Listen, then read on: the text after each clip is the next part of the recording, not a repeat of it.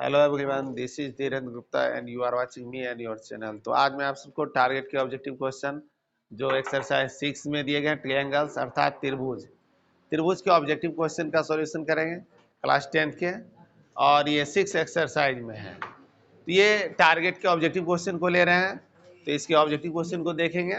Number first का question को देखते हैं। क्वेश्चन नंबर फर्स्ट में दिया गया है त्रिभुज एबीसी में पी और क्यू बिंदु भुजा ए बी और ए सी पर क्रमशः इस प्रकार है कि पी क्यू समांतर बी सी। यदि ए बी बराबर 3 सेमी, पी बी बराबर 2 सेमी, ए क्यू बराबर 6 सेमी और क्यू सी बराबर x सेमी, तो x का मान होगा।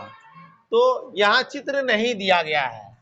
जब इसका हम चित्र को बना लेंगे तो इसको बनाना बहुत ही आसान होगा। सबसे पहले जाने त्रिभुज का नाम दिया है एबीसी, बना लेते हैं एक त्रिभुज एबीसी। अब इसमें एक पी क्यू है समांतर बीसी के, ए बी सी हो गया, पी क्यू बी सी के समांतर है। साथ में दिया हुआ है एपी का मान दिया है, तो एपी का मान 3 cm दिया, यहाँ 3 हो गया, और पीबी का मान दिया 2 दिया है, और साथ में ए क्यू का मान 6 लिखा है, और ये x है। बस x का मान ज्ञात करना है। बिल्कुल बहुत ही आसानी से समझ सकते हैं कि यहाँ थेल्स का प्रमेय का प्रयोग करेंगे, क्योंकि ये दोनों भुजाएं समांतर है, और समांतर भुजाएं जब होती है यानी किसी त्रिभुज की एक भुजा के समांतर खींची गई कोई रेखा अन्य दो भुजाओं को समान अनुपात में विभाजित कर देती है, इस आधार पर कहेंगे थेल्स प्रमेय का प्रयोग करते हैं। तो थेल्स प्रमेय से क्या होता है, यहां पर एपी और पीबी का जो अनुपात होगा ए क्यू और क्यूसी का अनुपात के बराबर होगा। तो ये सब लिखने की आवश्यकता नहीं, सीधा अनुपात पे पहुंचना है। ठीक है, 3/2 = 6/x, क्रॉस कर लेंगे, बस आंसर आ जाए। x से डिवाइड हो रहा है, इधर रखे भाग होगा, 6 × 2/3, भिन्न को उल्टा दिए इधर लाके, तो 3 दूना 6, 2 दूने 4 आ गया, 4 से मी आ गया आंसर। तो ऑप्शन नंबर क्या है इसका सही आंसर? बी दिया गया है, तो आंसर हो गया बी नंबर। थेल्स प्रमेय का प्रयोग किया है ये दोनों का इस क्वेश्चन में। अब ध्यान दें अच्छी तरह से, ये क्वेश्चन आगे चल करके फिर रिपीट होगा। यहाँ x का मान इधर ज्ञात करना है, कभी इसका मान ज्ञात करने के लिए दिया जाए, कहीं यहाँ इस भाग के मान को अनुपात करेंगे, बस इतना याद रखना है।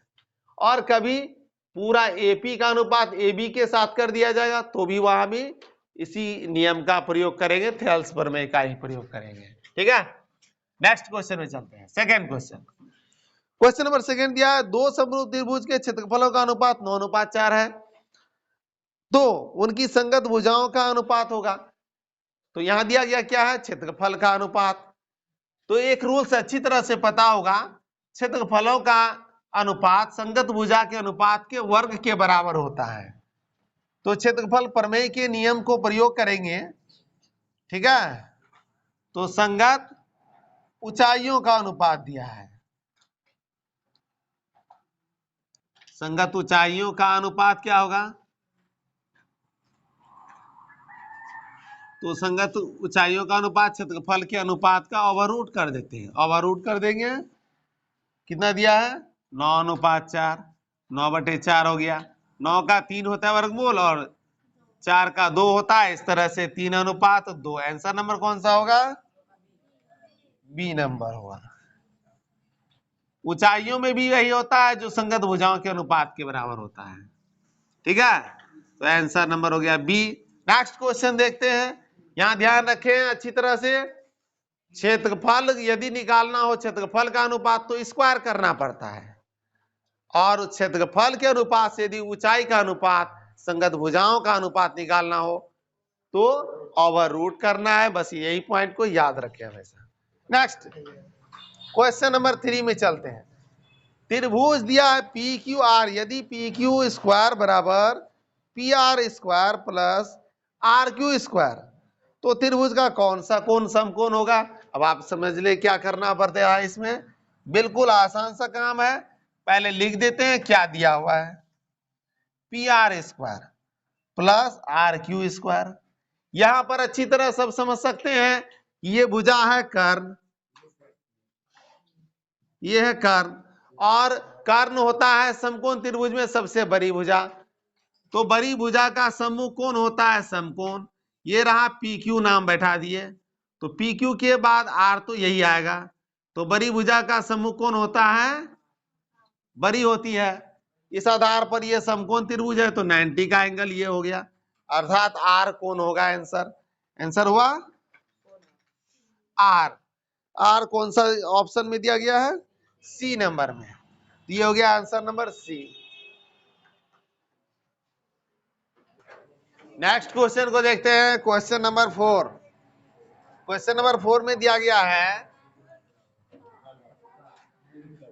त्रिभुज एबीसी त्रिभुज डीईएफ के समरूप है एवं क्षेत्रफल एबीसी का क्षेत्रफल दिया हुआ है 36 वर्ग सेमी एवं क्षेत्रफल डीईएफ का दिया है 49 वर्ग सेमी।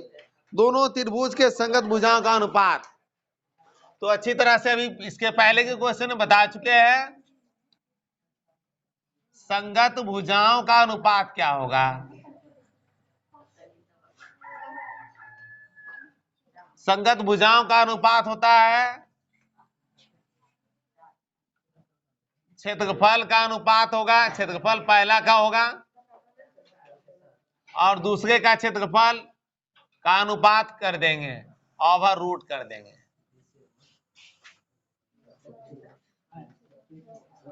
तो क्षेत्रफल किसका लेंगे? त्रिभुज ए, पहले नाम दिया एबीसी तो एबीसी ही लेंगे, और फिर दिया है डीईएफ, तो दोनों के क्षेत्रफल का अनुपात कर देना है और कुछ भी करने की आवश्यकता नहीं है इसमें। तो क्षेत्रफल कितना कितना दिया है? 36 और 49 ओवर रूट कर देंगे, तो 36 का वर्गमूल 6 होता है, 49 का 7 होता है, 6 अनुपात 7 हो गया। आंसर ऑप्शन कौन सा है? बी नंबर हुआ आंसर। नेक्स्ट देखते हैं क्वेश्चन नंबर 5। जब भी दिया रहे क्षेत्रफल का अनुपात, क्षेत्रफल दिया रहे तो उसका अनुपात करके ओवर रूट कर देंगे तो भुजा का अनुपात हो जाएगा। ऊंचाइयों का अनुपात कहेगा तो इसी के आधार पे बनाएंगे। क्वेश्चन नंबर नेक्स्ट देखेंगे 6। फिर क्वेश्चन में थोड़ा सा विपरीत रूप से लिया गया है।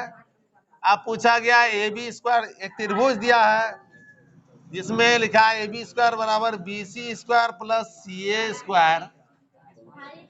तो कौन सी पूछा गया है?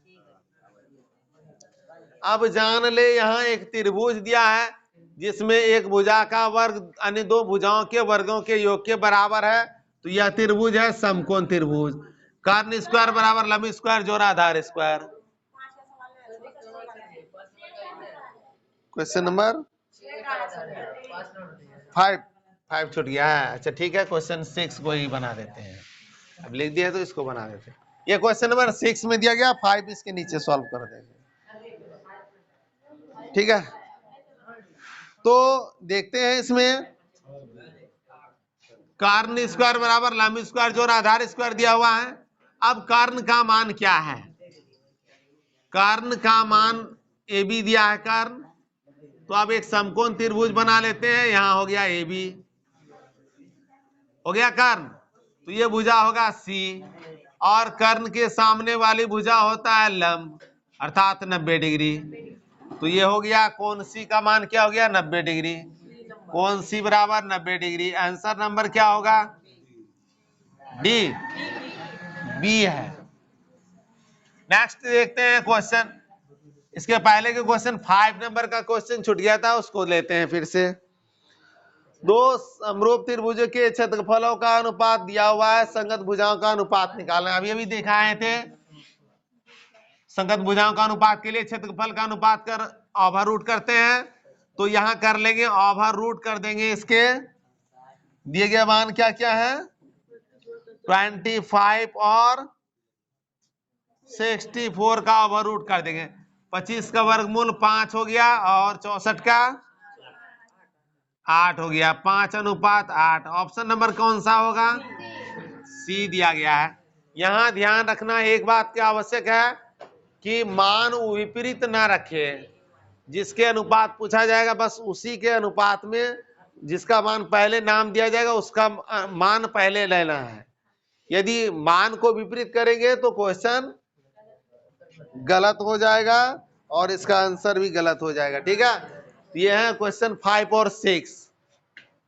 क्वेश्चन नंबर 7 को देखते हैं। क्वेश्चन नंबर 7 में दिया गया है, एक चित्र दिया गया है और चित्र में आकृति का नाम है समांतर चतुर्भुज। तो बस समांतर चतुर्भुज बना लेंगे और समांतर चतुर्भुज में दिए गए कौन कौन से कोण दिए हैं उसका मान को रख देते हैं। तो यह है 55 डिग्री और यह है 70 डिग्री दिया गया है और इसमें मान निकालने का था ए सी बी। जरा नाम पहले डाल देते हैं इसमें, ए बी सी डी हो गया ये, और मान निकालना ए सी बी का, ए सी बी अर्थात इस कोण के मान को ज्ञात करना है। बहुत ही आसान सा काम करेंगे। समांतर चतुर्भुज है तो ये दोनों समांतर रेखाएं हैं, बीसी और एडी समांतर रेखाएं, और समांतर रेखाओं में एक बात अच्छी तरह पता होगा, समांतर रेखाओं को जब कोई तिर्यक रेखा प्रतिच्छेद करती है तो अंतः एकांतर कोण हो जाते हैं बराबर। और दूसरा समांतर चतुर्भुज का एक और खास नियम है, सम्मुख कोण जो होते हैं बराबर हो जाते हैं, क्योंकि सम्मुख भुजाएं बराबर होती है। तो 55 ये है तो ये भी हो गया 55। ठीक है, अब ये देखते हैं, ये है त्रिभुज। कौन सा बना हुआ त्रिभुज है?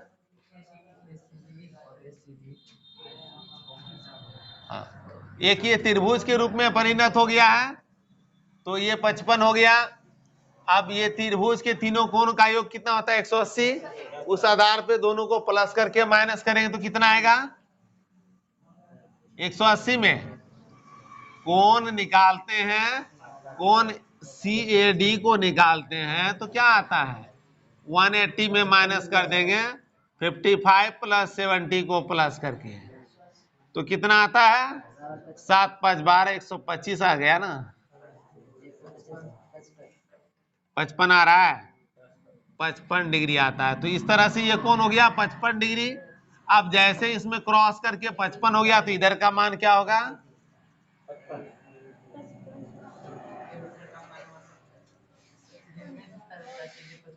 55 डिग्री होता है। तो ये कौन कौन सा हो गया? कोण ए सी बी बराबर 55 डिग्री आ रहा है। नेक्स्ट क्वेश्चन को देखते हैं, 8 नंबर को। आंसर नंबर इसका है बी। नेक्स्ट 8 नंबर को देखते हैं। 8 में एक त्रिभुज दिया एबीसी, त्रिभुज बना लेते हैं एबीसी। अब एबीसी में क्या मान दिया है? एक डी समांतर दिया गया है, समांतर रेखा खींच लिए बीसी के समांतर डी, और इसमें एडी का मान दिया है 1, तो डीबी का मान है 2। निकालना क्या है? एसी। एसी दिया हुआ है 27, निकालना है ईसी, यानी ये मान निकालना है। तो थेल्स प्रमेय का प्रयोग करेंगे। थेल्स प्रमेय का प्रयोग करने से पहले आसान सा ट्रिक समझ लें, बहुत ही आसानी से इसको ज्ञात कर सकते हैं। अब यहाँ 1 और 2 का अनुपात है, यहाँ ये भुजा जो है जितना मान होगा उसका 2 गुना ये होगा। ठीक है, 2 1 हो गया 3, 3 से भाग कर देंगे 27 में 9 आता है। अब 27 को ऐसे खंड में सोचना है कि एक हिस्सा इधर दे तो 2 हिस्सा इधर, तो 27 जुड़ जाए। तो ऐसा क्या करते हैं, यदि 9 आता है इधर तो इधर करते हैं 18, 18 9 27 होता है, तो इसका 2 गुना इधर हो गया। तो इस तरह से अनुपात के आधार पर बिल्कुल आसानी से ज्ञात कर सकते हैं। 18 इस तरह से मान आ रहा है, सी बराबर 18 आ रहा है। या थेल्स प्रमेय का प्रयोग करके भी बना सकते हैं। ठीक है, यहाँ दो भागों में डायरेक्ट 27 को बांट दिए, एक हिस्सा इधर तो दो हिस्सा इधर लिए और परिणाम निकल गया इस तरह से। आंसर कौन सा आ रहा है? बी नंबर है। थेल्स प्रमेय का प्रयोग करके भी अनुपात के रूप में भी बना सकते थे इसको। नेक्स्ट क्वेश्चन को देखते हैं 9 नंबर को। 9 में एक चित्र दिया गया है। 9 में एक चित्र दिया हुआ है, उसमें मान भी बैठाया गया है। 7.2 दिया गया है, 1.8 है और 5.4 है, और इसके नाम दिए हैं ई एफ जी। साथ में दिया गया है LM समांतर का। मान किसका निकालना है? LE का, यानी ये इसका वाट है। यहां थेल्स प्रमेय का प्रयोग करना है और ये इस तरह से लिखेंगे। LE था ना, LE बटे हो जाएगा LF। मान डायरेक्ट रखते हैं 7.2, इधर 1.8 बाय हो गया 5.4। ये हो रहा है डिवाइड, इधर आके कर देंगे गुना हो जाएगा LE का मान क्लियर।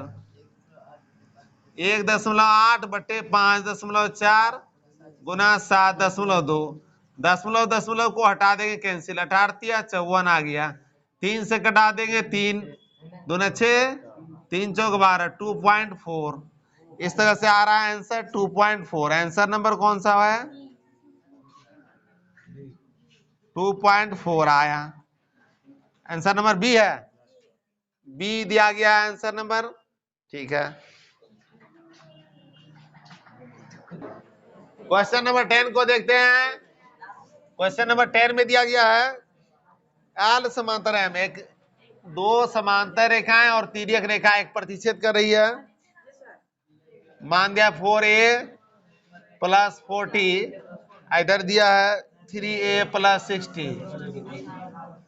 ठीक है, ये कोण दिए हुए हैं। अब आगे जान ले, ए का मान पूछा गया है।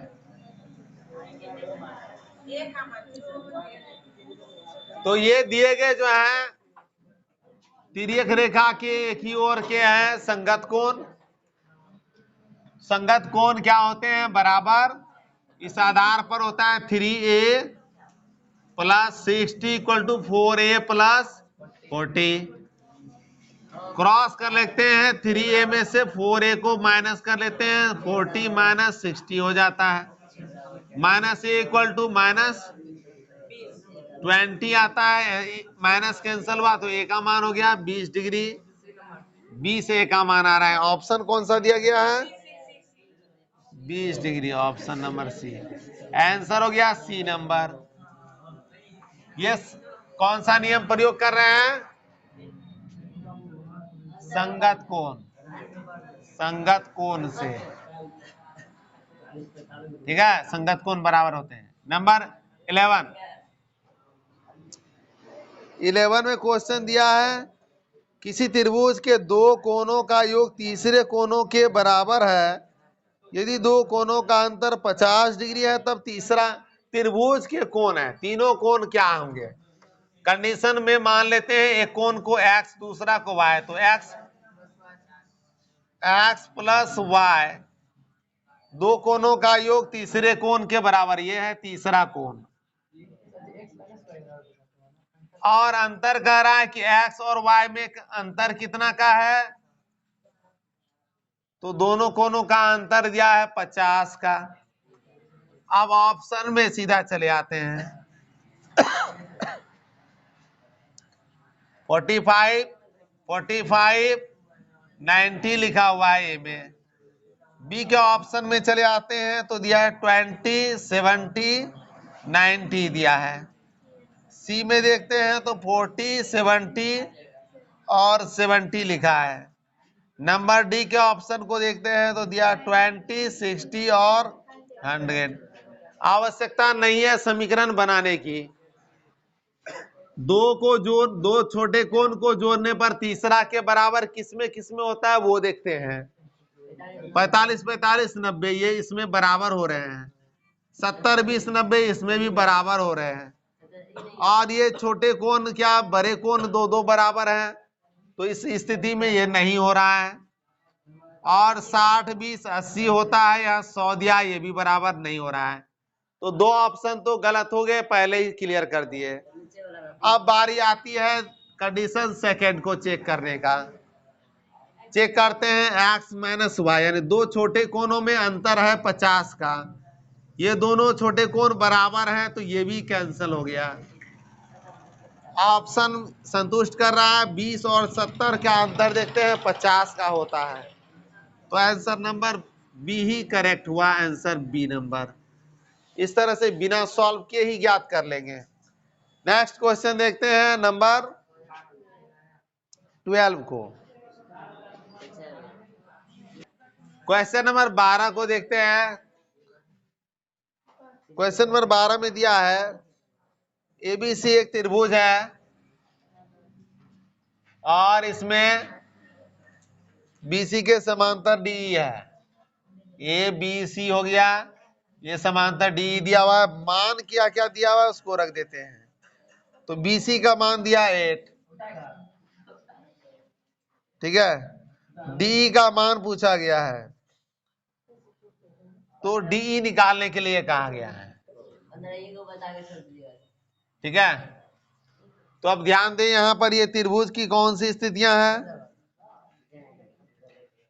ये दोनों भुजाओं का अनुपात तो होगा थेल्स में बराबर होता है ना, लेकिन अन्य दो भुजाओं के अनुपात को लेकर के बताना है कि ये क्या है।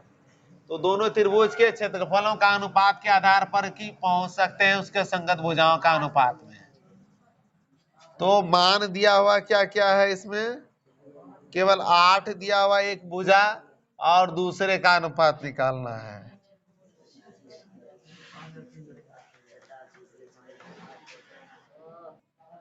क्वेश्चन को अच्छी तरह से देख लेंगे। क्वेश्चन में दिया गया है कि डी और ई इस प्रकार है कि डीई ए बी और ए सी के मध्य बिंदु है डी।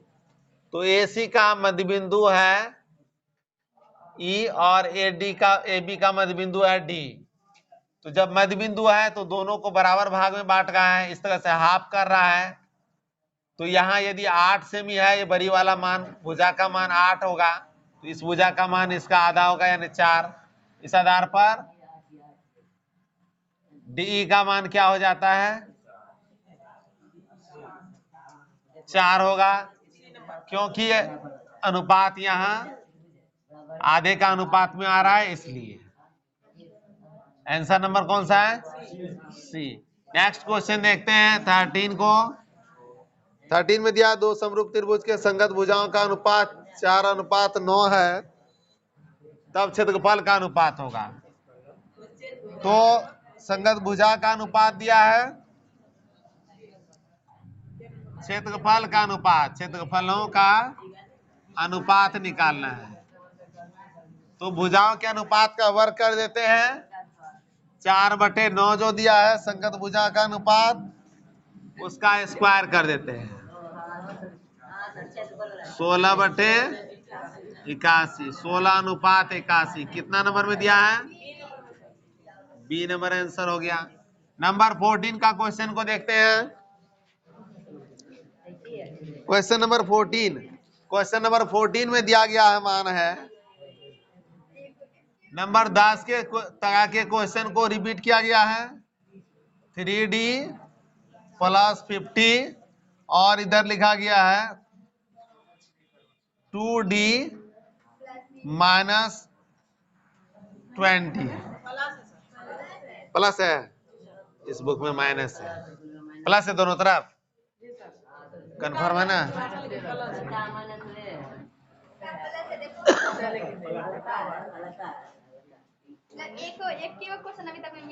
ठीक है, प्लस है दिया हुआ। अब नेक्स्ट आगे बढ़ते हैं। तिर्यक रेखा जब प्रतिच्छेद करती है तो तिर्यक रेखा के एक ही ओर के अंतर कोणों का योग होता है 180 डिग्री, ठीक है, ये नियम है। तिर्यक रेखा के एक ही ओर के अंतःकोणों का योग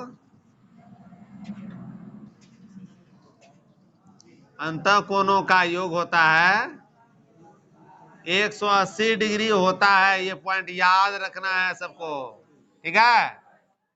तो 3D plus 50 plus 2D plus 20 equal to होगा 180। 3 प्लस 2 गया 5D हो गया। 50 20 70 हुआ, इधर लाके घटा देंगे 180 में 70, कितना आता है 110। और D बराबर आता है 110 में भाग कर देंगे 5 से। 5 दूना 10, 5 दूना 10, 22। तो 22 ऑप्शन कितना में दिया गया है ए। आंसर हो गया ए नंबर। नंबर 15 को भी देख लेते हैं। 15 नंबर क्वेश्चन को समझना सिर्फ आवश्यक है और इसमें सॉल्व करने के लिए कुछ विशेष दिया नहीं है। सभी समबाहु त्रिभुज होते हैं।